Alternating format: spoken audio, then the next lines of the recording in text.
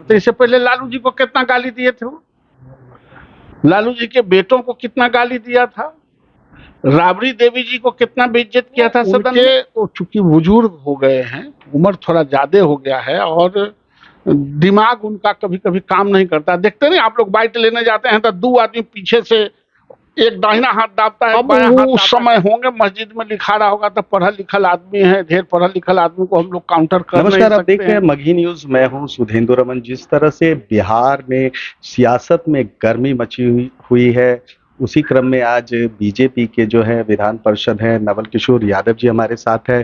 Sir, Bihar में जो सियासत चल रही है अभी, जिस तरह से संतोष कुमार सुमन ने इस्तीफा दिया और उसके बाद नीतीश कुमार का बयान आया है कि उनको हमने हटाया इसलिए कि वो मुखबिरी कर रहे थे। नीतीश जी जब भी किसी से हटते हैं या हटाते हैं तो इसी तरह के भाषा का इस्तेमाल करते हैं। इससे पहले लालू जी को कितना गाली दिए थे वो, लालू जी के बेटों को कितना गाली दिया था, राबड़ी देवी जी को कितना बेइज्जत किया था सदन में। तो इनकी याद है, इन्होंने कहा था कि अब मर जाएंगे और उधर नहीं जाएंगे भ्रष्टाचारियों के साथ। आज कहाँ है। इसलिए नीतीश जी के बातों को बहुत संजीदगी से आप लोगों को भी नहीं लेना चाहिए और भारतीय जनता पार्टी संजीदगी से लेती नहीं है।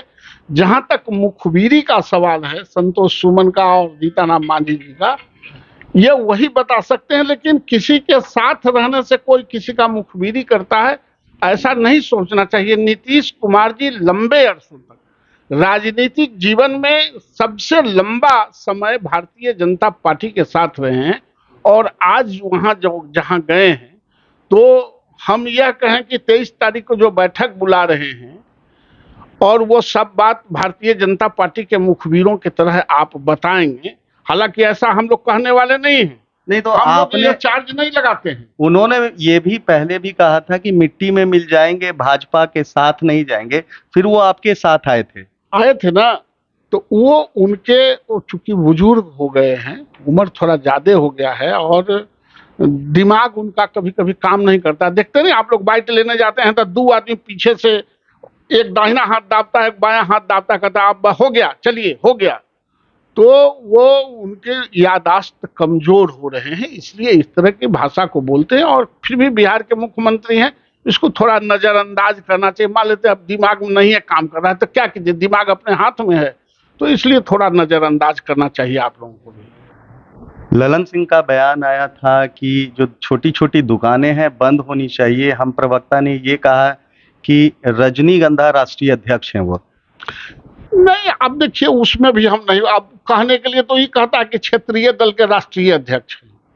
हालांकि हम लोग ये सब बात कभी नहीं बोलते हैं। तो बोलने के लिए आप भी कुछ बोलिएगा तो वो कुछ बोलेंगे। वो लोग कह रहे थे कि क्षेत्रीय दल के राष्ट्रीय अध्यक्ष, क्षेत्रीय दल के राष्ट्रीय अध्यक्ष। हालांकि हम लोगों का इस पर कोई कमेंट नहीं है।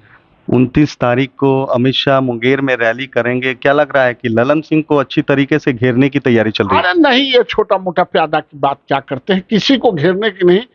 400 से एभव सीट जीतना है, उसकी तैयारी। नहीं, विपक्षी एकता की बैठक 23 को है, उसके बाद 24 को जेपी नड्डा आ रहे हैं, 29 को अमित शाह आ रहे हैं। तो अच्छा, तो इनकर एकरा में क्या है विपक्षी एकता में? विपक्ष के तो सारे लोग जो आ रहे हैं सब साथ थे ही, खाली एगो नीतीश जी नहीं थे। तो वो अपना एप्लीकेशन लेके न कह रहे हैं कि हे मालिक मुझे भी इस गठबंधन में रख लिया जाए। तो ये कौन बड़ा बात है। और उनका बैठक रहेगा तो हम लोग यहाँ कार्यक्रम नहीं करेंगे बिहार में, ये कोई बात नहीं। उनको हम लोग नोटिस नहीं लेते इस बैठक का और इन लोगों का। दानापुर के विधायक जो हैं रीतलाल यादव, उन्होंने रामचरितमानस पर एक टिप्पणी की है कि जो रामचरितमानस है वो मस्जिद में लिखा गया था। अब वो उस समय होंगे मस्जिद में लिखा रहा होगा तो पढ़ा लिखल आदमी है, ढेर पढ़ा लिखल आदमी को हम लोग काउंटर कर नहीं सकते हैं। मस्जिद में लिखा है कि मंदिर में लिखा है कि श्मशान में लिखा है, लिखा हुआ जो चीज है पूरे भारत के संस्कृति में एक्सेप्टेंस है कि नहीं। महत्वपूर्ण यह नहीं है कि कहाँ लिखा गया, महत्वपूर्ण यह है कि मानस पटल पर जो इस संस्कृति को मानने वाले जो लोग हैं उसके दिलों में उसका एक्सेप्टेंस है कि नहीं, उसकी विश्वसनीयता है कि नहीं, उसको पूजनीय दृष्टि से देखता है कि। आप जहां देखेंगे रामचरितमानस को घरों में, तो एक रंगा में बांध के बढ़िया से ऊंचा स्थान पर रखा जाता है। उसकी एक्सेप्टेंस है, कहाँ लिखा गया यह बहुत महत्वपूर्ण है। तो ये थे बीजेपी के एमएलसी नवल किशोर यादव जी, जिन्होंने ये स्पष्ट कर दिया है कि जो रामचरितमानस है वो बहुत ही पवित्र ग्रंथ है, उसको हर समय घर में पूजा स्थल पर रखते हैं, उसको संभाल के रखते हैं। वहीं नीतीश कुमार पर इन्होंने ये टिप्पणी की है कि नीतीश कुमार की अब उम्र हो चुकी है, जिस तरह से उनका बयान आ रहा है वो राजनीति में कुछ ज्यादा महत्व नहीं रखता है। हमारी तमाम ऐसी खबरों को देखने के लिए आप देखते रहिए मगही न्यूज।